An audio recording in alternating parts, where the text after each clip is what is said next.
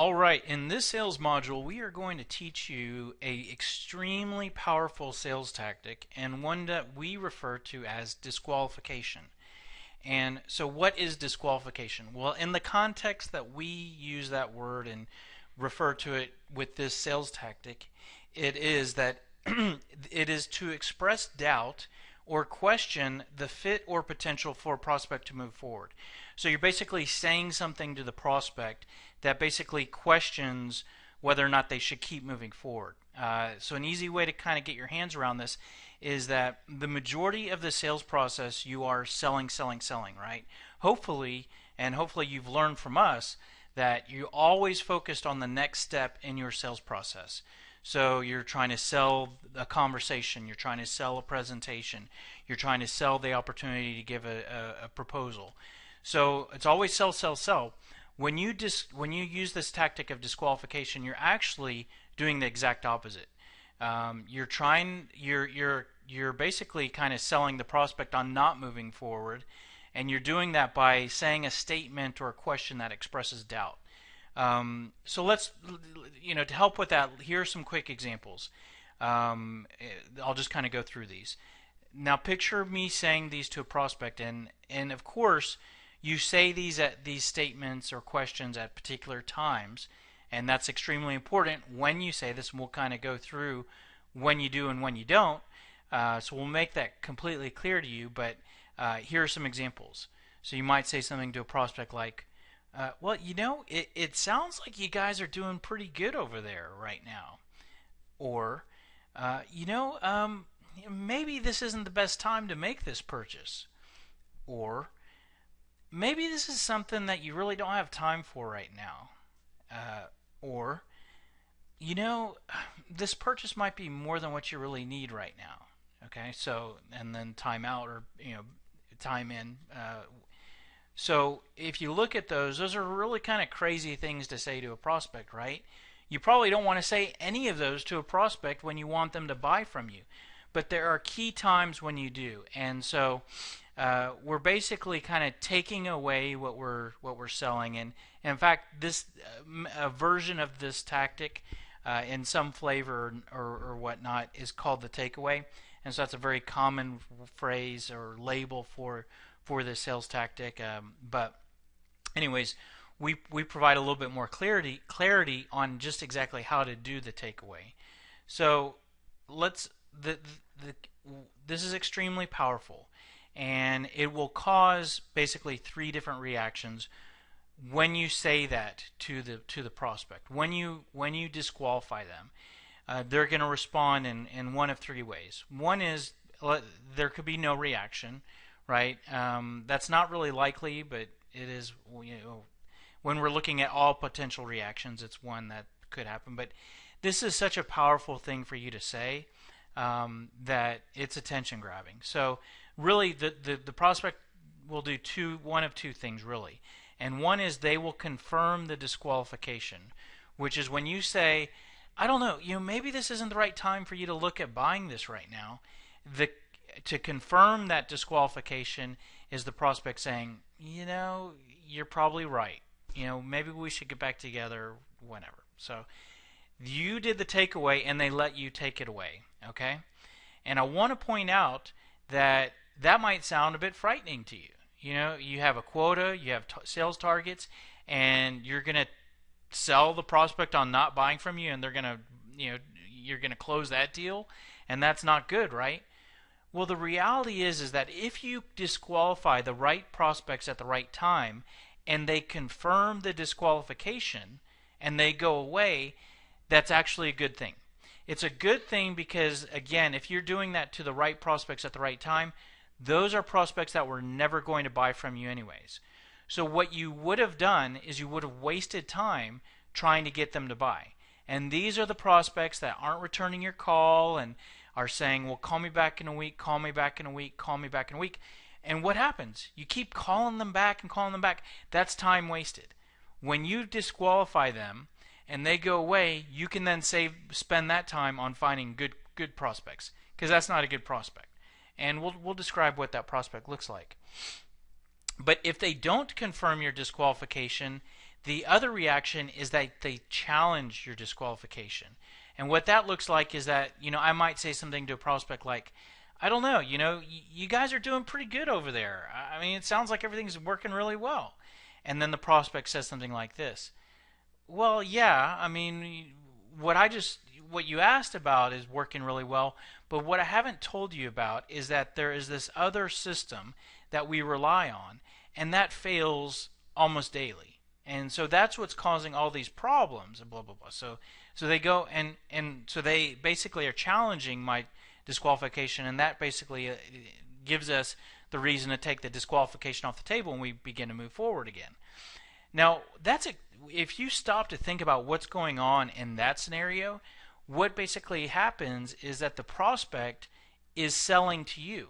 You've gone from maybe having a prospect that might be, lukewarm, or you don't know how things are going, and you're the salesperson, and the next thing you know, they're selling you on why to keep going forward.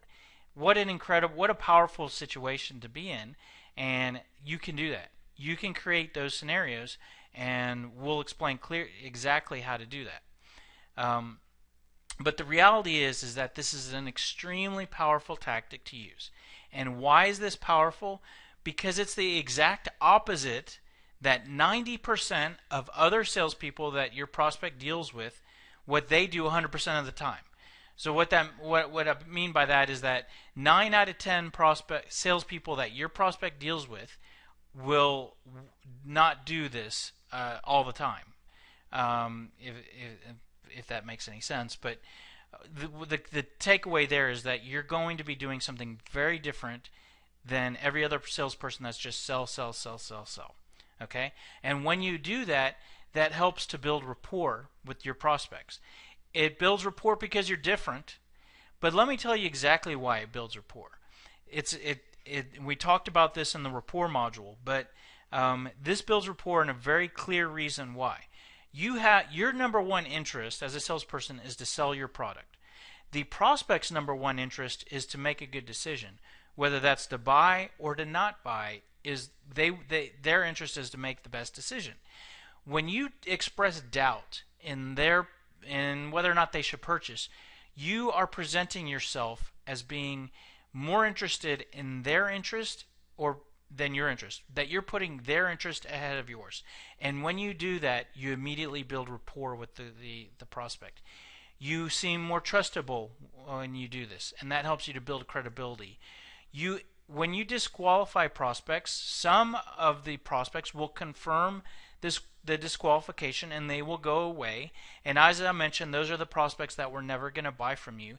And when you do that, you're improving the quality of leads in your pipeline. You are cleaning up your pipeline.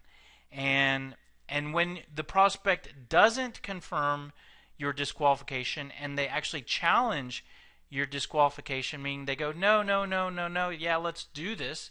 A lot of times you get deals to move forward that were kind of starting to stall out. And so that helps you to improve your deal momentum. When a prospect challenges your disqualification to say, no, no, no, listen, yeah, kind of, but what I didn't tell you is this, when they do that, they're often going to give you new information. They're going to help you to understand why they do need to buy from you. And so listen closely, because when you disqualify, you can uncover new information. When you add up all those things and others, you're going to become an immediate better closer. You're going to have a better pipeline. You're going to have better relationships with your prospects. You're going to have better quality deals that you're working. So a lot of salespeople always want to say, how do I become a better closer? Add this tactic of disqualification and you'll become a better closer. So you might say, well, that sounds great, but it's a little confusing. I mean, I don't want to say that at the wrong time, and that's right. This is a very powerful tactic, but you got to use it at the right time. And so here's a very crystal clear way to figure out when to disqualify. Let's think of there's 3 positions: positive, negative, and neutral. Okay, so the reality is I'm giving you 3 positions, but there's really only one position that after the slide that you need to remember. So, but we'll go through all 3. The positive position is that the prospect is clearly demonstrating interest, right? This looks like they're returning your calls. They're providing information to you. You're asking them questions. They're answering all your questions. They are verbally communicating interest. So everything's going great. You do not need to disqualify the prospect in this position. Why would you do that, right? I mean, if the prospect's saying buy, buy, buy, why would you ever say, I'm not sure if it makes sense for you to buy? You would not do that. So scratch off position 1. Position 2 is negative, okay? And so this is when the prospect is not interested in what you're selling, right? And so what does this look like? This looks like they are not returning your calls. They are not providing information. You're asking questions, they're not responding, they're not answering, or they won't give you what you're looking for. They're not available for your meetings. They're verbally telling you, I am not interested, right? So you know who these prospects are. You're not going to disqualify these prospects because they're already going away. It's like if you were in a relationship and someone was, walking away never to see you again, and you were saying, I want to break up. Do you want to break up? Or maybe we should break up.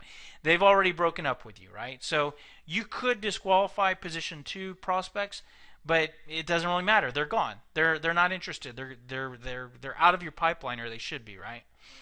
It's really position 3, which is neutral, okay? These are the prospects that are sort of indifferent. They're on the fence. The deal was moving quickly forward, and now it's kind of stalling out. The prospect isn't really saying, I'm not interested, or it's not good. They're in the middle. They've communicated some interest, but they're not saying they're not interested. So this is where you want to disqualify. So all you really need to look for disqualification is prospects that are indifferent, that they're on the fence, and that deals are kind of stalling out. So those are the prospects you want to disqualify. Now it's important to know that this doesn't work for all products, okay? Because some products are impulse purchases.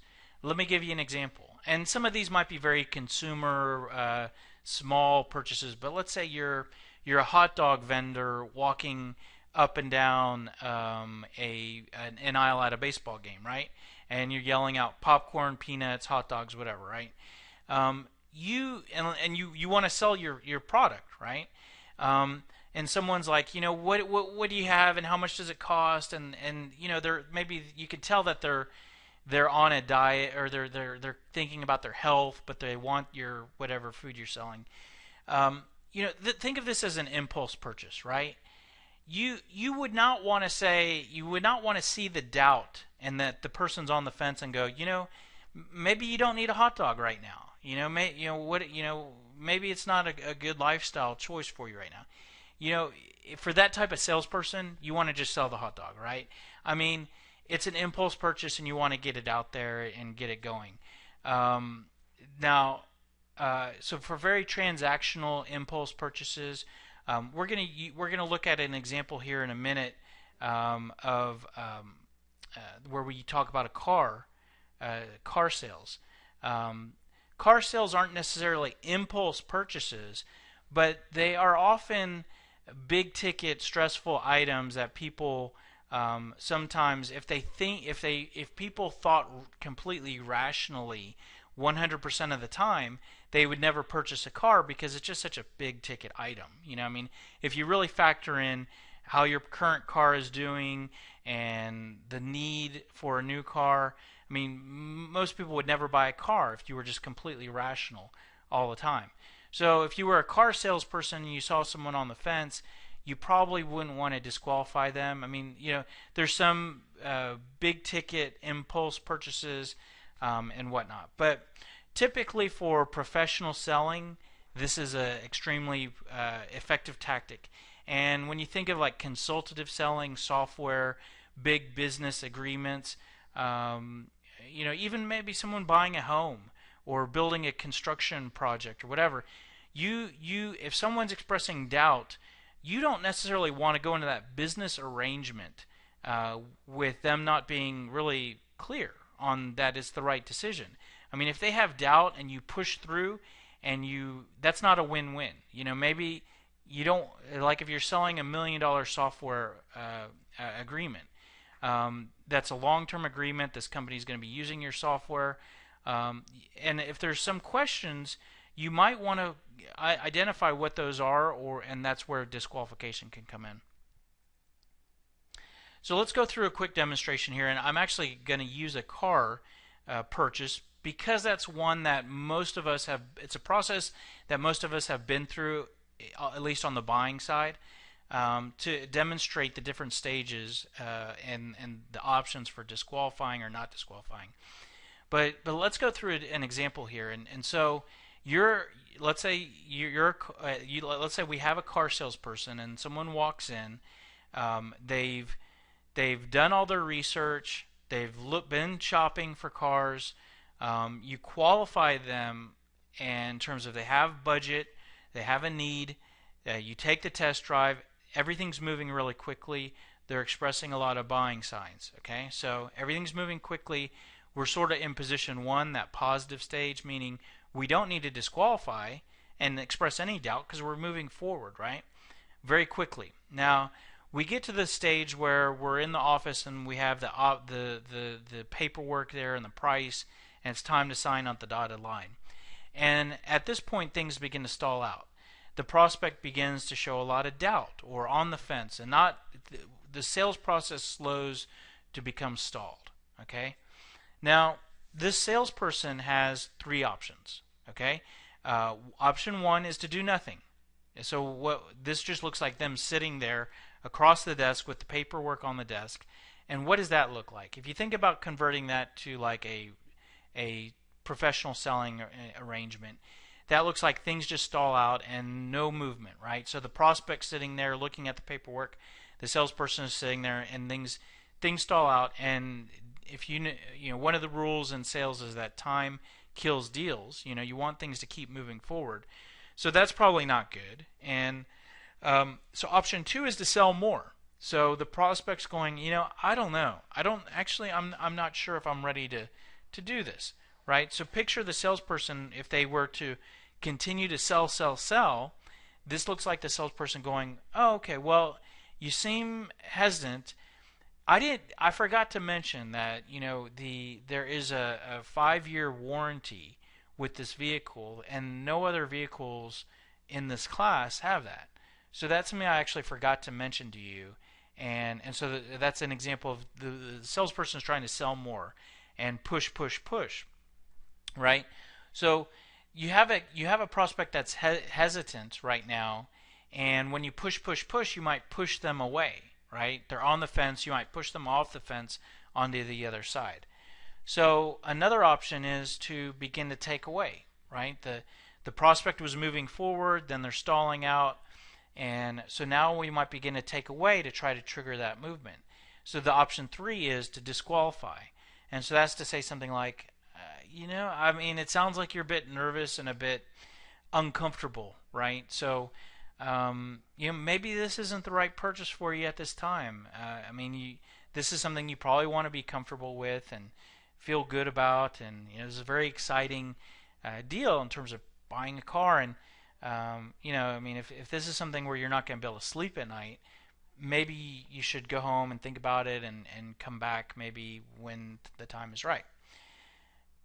So that's the disqualifying, and then at which point the prospect is going to respond in really one of two ways. They're going to say, no, let's go, let's do this, or they're going to say, yeah, you're right, I just don't feel good about it, and they're going to go home. So again, I kind of always cringe a little bit with using a car example because a car salesperson probably wouldn't do that. I actually have, though, bought a car with a salesperson that was that honest and that sort of laid back, and I've had so much respect for the car salesperson that we did go back and buy the vehicle from that individual, and I thought he was just I would refer him to anybody that was buying a vehicle because it was just such a professional way for him to go. But if you're really selling cars day in and day out, you use that tactic, you probably won't. You might not be car salesperson of the month because sometimes it's just such an intimidating purchase that you have to do it.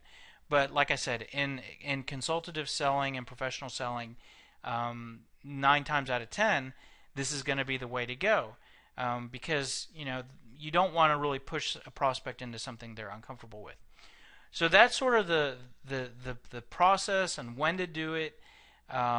Let's go back on the first slide. I showed you 4 examples of sort of how statements that could be used to disqualify somebody.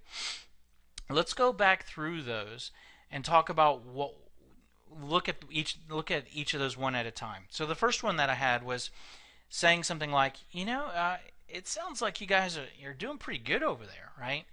Which, by the way, like, if you're trying to create leads and whatnot, that sounds like the worst thing to say.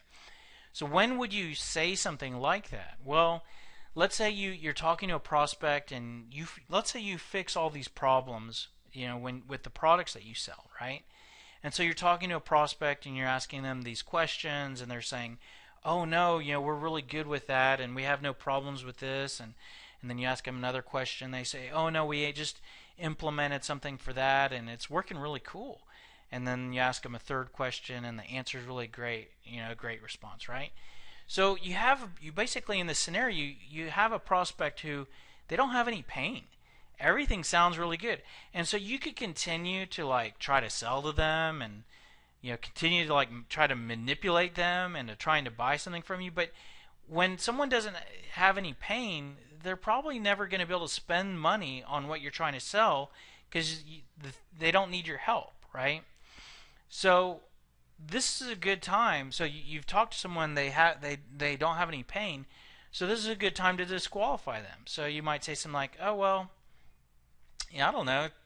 Sounds like you guys are doing pretty good over there, right?" So, and at which point they might say, "Yes, actually we are doing pretty good, and we probably don't really need anything right now." So that's an okay place to end up if you've asked the right questions, right?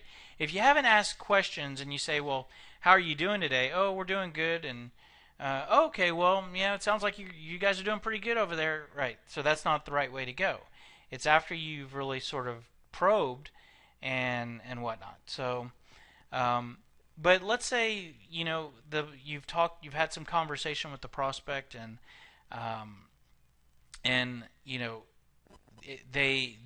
you disqualify them, but maybe there is pain, but you just missed it.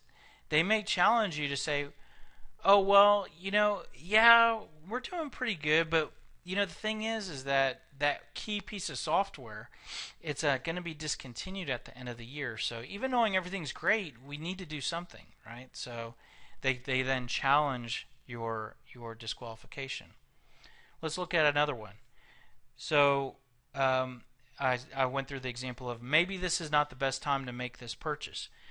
A good time to maybe use this disqualification is when the car example was kind of good for this. So, the deal stalls out. Things are moving forward, but then there's not a lot of movement on the transaction in terms of the deal kind of stalls out, or it doesn't look like there's any urgency to move forward, right? So you're a salesperson. You have your quota. You want to get the deal in for the month or for the quarter or for the year. And the prospect, has your quote and they like what you're selling, but they just, it doesn't seem like they want to move forward or take any action. So, you can disqualify them by saying, "Hey, it sounds like, you want this, but, maybe now's not the right time to do this." And so they might respond to you by either saying, "Well, yeah, we probably won't do anything this year." So they're confirming your disqualification. Or they might say something like, they might challenge your disqualification to say, "Well, yes, actually we do need to do it now. I know I've been, not moving on my, on this, but what's the next step? What do we need to do to get this done?" So that's an example. If we move on to the next one, maybe this is something that you do not have time for right now. So this is a great response when a prospect is not responding to you in terms of your communications. They're never available to meet. They're just dragging their feet. This is similar to the last disqualification, but it's really good more so for lack of responsiveness. Not so much lack of movement or commitment, but more just lack of responsiveness. So, I love saying this to a prospect, which is, you seem pretty busy. Maybe this isn't something that you have time for right now. And a challenge to that is, yes, it's probably not a good time, so let's try to talk next year. Or if they challenge you, they might say something like, "No, we do have time, and we need to get this done." All right, so that's not. Those are things that I've heard, so it's not crazy to have the prospect challenge you in that way. This might be more than what you need right now. This is a good disqualification if like you think that maybe the prospect might not be qualified from a budget, price, consumption standpoint. Like maybe you think that it's more of a nice to have for them than a must have, or maybe they don't have enough money. But instead of saying, well, maybe this is too expensive for you, right? Or maybe you don't have enough money for this. You don't. Those are kind of attacking. Here, this is kind of a softer way to go, which is to say something like, I don't know. I mean, maybe this is more than what you need right now. So, um, uh, and so the way that a prospect could respond to that is they could maybe confirm it by saying yes, it's probably overkill, which then you've kind of disqualified them, or they might challenge you to say no, this is what we're looking for. We need all of this, and whatever. So, um, so those are some ways to really like kind of really put the prospect on the spot. You're asking something, you're really disqualifying them, right? A slight variation of that is what we call a slight disqualification, and it's really a quick statement to slightly disqualify the prospect. And there's two real ways that this is different than what we just went through. It's a bit softer in terms of your doubt. Like you're not really just saying, "Hey, I don't know, this doesn't sound like a fit." It's a little bit softer, and I'll show you some examples. But the key thing is that you're really not putting the prospect on the spot and making them respond, right? With the other disqualifications, you're really just saying you're saying a statement and sitting there, right? And let's see how the prospect responds. With this, you're more just saying a statement and keeping on going. Let me give you some examples real quick. So, saying something like, hey, I don't know if you're a good fit or not for what we do, or I don't know if it makes sense for us to get together, really, or I don't know if you really need what we provide, or I don't know if we can help you in the same way that we help others. We've helped other companies like yours, or and this is one that you can use in all different scenarios. Hey Jim, I don't know if you're the right person for me to speak with or not, but the reason why I'm reaching out to you is blah blah blah. So I guess and after all of those, again, you're continuing on to say something like, so if I go back to another example, I don't know if we're a good fit for you or not, and that's why I wanted to have a brief conversation with you. If you have a couple minutes, Mary. And so, like I said, you're not stopping after these and looking for some response. You're more just kind of peppering it in the middle of what you're saying. It's really powerful. What these slight disqualification statements do is they decrease the guardedness. Because most times when you do the opposite of this, which is more of like a selling, the opposite of one of these statements would be, oh, you're going to love what I have for you, or you got to hear this, right? So when someone hears that, they begin to get a bit guarded. Okay, someone's trying to sell me something, your guard goes up. No one likes being sold to. When you do one of these statements, it can actually decrease the guardedness, right? So, and it can also create a little intrigue, right? I mean, you're saying that I'm not a good fit for what you have. Well, what do you have? I mean, so it can create curiosity. These statements are great for cold calling. Pretty much every cold call that I make or that an employee of mine makes, we stick one of these early in the call. So like I said, you might get Mary on the call. Hey Mary, have I caught you in the middle of anything? She says no. Okay, hey Mary, listen, I'm not sure if it makes sense for you and I to speak, but I was calling you with a question or two, if you have, and so whatnot. So it's a great way to really begin a cold call. You can use it in conversations. it's just a really warm way, and it's extremely effective. Anyways, that is the module on disqualifying. So some key takeaways here. Use disqualifying as a sales tactic when dealing with prospects that appear to be stalled in terms of forward movement. They're on the fence, or it seems like you can't really, you can't get things going, right? So it's sort of like your last tactic to try to trigger something. This can be the disqualifying can also help you to build rapport and trust with prospects. Can help you clean up your pipeline, get deals to move forward, become an immediate better closer by doing this tactic. And I would encourage you, add a slight disqualification statement to your cold call scripts, to your conversations, to decrease people's guardedness, create intrigue, and whatnot. So give it a shot. Hope it helps. That's it for this module. We wish you happy hunting and all the best. Take care.